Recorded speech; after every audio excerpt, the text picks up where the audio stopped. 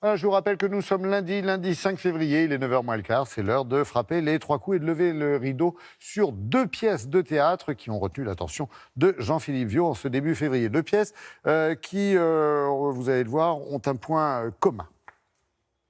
Oui, en effet, la sélection des pièces mises en lumière cette semaine n'est pas vraiment le fruit du hasard, puisque l'une et l'autre situent leur histoire en 1942, pendant la dure période de l'occupation. La première d'entre elles a vu le jour à Avignon l'an passé, c'est Adieu Monsieur Hoffmann, imaginée et dirigée par Jean-Philippe Daguerre. Cette brillante et intense comédie est portée à la scène par 8 talents, aussi généreux qu'émouvants. C'est un grand moment, vous allez voir. Calme-toi Isabelle, je ne comprends rien. Au stade. Ils ont enfermé des milliers de juifs au Veldiv. Je ne vous cache pas que l'idée d'avoir un enfant me donne des ailes. Si j'avais refusé votre proposition, auriez-vous quand même accepté la mienne? Nous sommes en 42. L'étoile jaune est décrétée pour les Juifs. Un bijoutier fait fuir sa femme et ses 4 enfants en Suisse et propose à son employé modèle de reprendre l'enseigne à son nom et de prendre le risque de le cacher dans sa maison le temps que ça aille mieux. Pierre Vigneault accepte le marché, mais à une seule condition, c'est que Monsieur Hoffmann fasse un enfant à sa femme parce que Pierre Vigneault est stérile. Sans lumière, dans votre bureau. Sans lumière dans mon bureau, c'est bien. C'est mieux. C'est bien mieux. En silence. En silence. Rapidement. Rapidement. Vite fait, bien fait. Je ferai de mon mieux. Où as-tu trouvé tout ça? Ah, j'ai mes adresses. Tu fais un anniversaire? Ça, l'avenir nous le dira. Le spectateur va pouvoir naviguer dans plein d'émotions diverses. L'envie, la jalousie, enfin tout un tas d'émotions comme ça qui font vraiment un être humain. C'est vraiment une petite vie en 1h30. C'est moi qui décide quand ça s'arrête. Quand et comment ça s'arrête. Otto. Pour une fois qu'on n'est pas obligé de serrer les fesses à chaque fois qu'on ouvre la bouche, on ne va pas s'en priver. Pour l'instant, ça doit rester entre nous. Je voulais qu'on passe par plusieurs états et que le spectateur se balade entre émotion et rire. On est malmené en permanence, on virevolte, on bascule et on est finalement badaud de cette histoire. Faisons que le courage soit plus fort que la peur. C'est de Shakespeare, ça aussi? Non, c'est de Jean.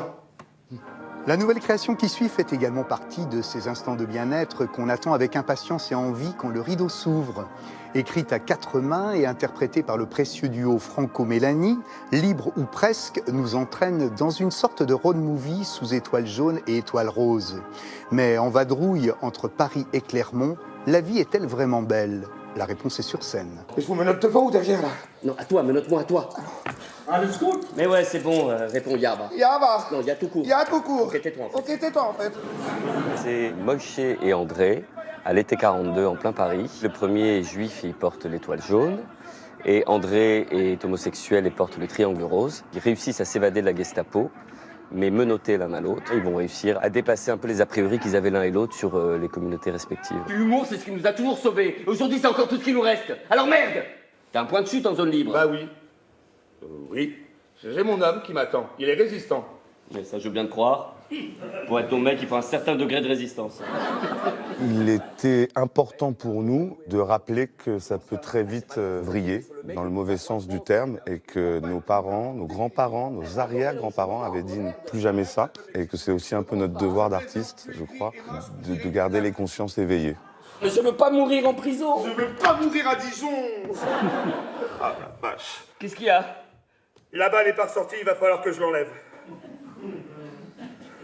Non, mais c'est pas grave, on va laisser ça comme ça va très bien C'est finir. de la comédie avant tout. Et c'est un antagonisme, voilà, le grand, le petit. Tous les opposent en fait. Voilà, exactement. Avec le rire qui parfois est salvateur, les gens réfléchissent par eux-mêmes de façon plus intelligente. Moshe, on est bien, hein? Oui. Oh là là, j'adore la campagne. C'est pour moi ça. Ça fait longtemps, toi et lui? 2 ans. Mais on s'est pas vu depuis 23 mois et 22 jours. Au travers de ces 2 propositions théâtrales, chacun peut trouver et ressentir à sa façon toute une gamme d'émotions des plus palpables et des plus soutenues. Adieu Monsieur Hoffmann, récompensé par le prix théâtre de la Fondation Barrière, fait partie de ces pierres précieuses qui scintillent entre rire et larmes. Quant à Libre ou presque, mise en scène par Raymond Aquaviva, c'est aussi dans un style différent une perle contemporaine, pleine d'altruisme et d'humour qui vise juste. Le choix est donc là, alors bon spectacle à tous et très bonne journée.